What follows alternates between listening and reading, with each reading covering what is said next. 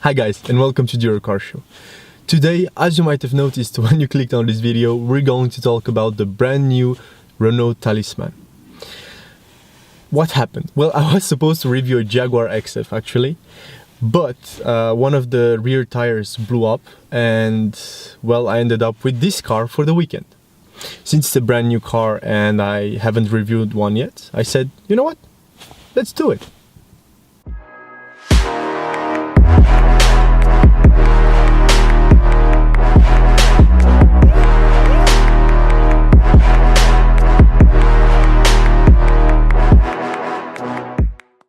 You live in Europe, have around 30,000 euros and are in need of a spacious family sedan.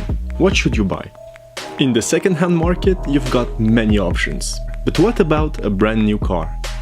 A few brands that come to mind are Toyota, Skoda, Peugeot, Citroën and of course Renault. And since in this video's title you can see the words Renault, Talisman and Review, you've probably guessed by now where I'm going with this. The Talisman came out in 2015 as a replacement for the unremarkable Renault Latitude. We owe the designers a standing ovation because I honestly think this car is gorgeous. So yeah, finally a good-looking Renault sedan. As they say, it's never too late. The car doesn't really have a bad angle, so I was pretty happy when I first got the keys. That didn't last long, but more on that later. I jumped inside and was greeted by what seemed to be a modern and well-built interior. That didn't last long either. The looks were there, but the materials used felt cheap and out of place in such a car. Loads of plastic and the low-quality leather, the stars in my eyes slowly started to die. The large screen in the center console does look good, and the infotainment is very similar to what BMW uses, except it's not as good and gets laggy sometimes. The only real plus point with this model is space. You get loads of space in the back, as well as a large trunk, so the Talisman qualifies as a practical and spacious sedan. Finally, the seats aren't bad, but they kinda lack support. The Talisman I got had a diesel 1.5 turbocharged engine making 110 horsepower and 260 Nm of torque. It came with a 6-speed manual, which I really wouldn't recommend. So if you're planning on buying this car and still hesitate between transmission, you know what to do.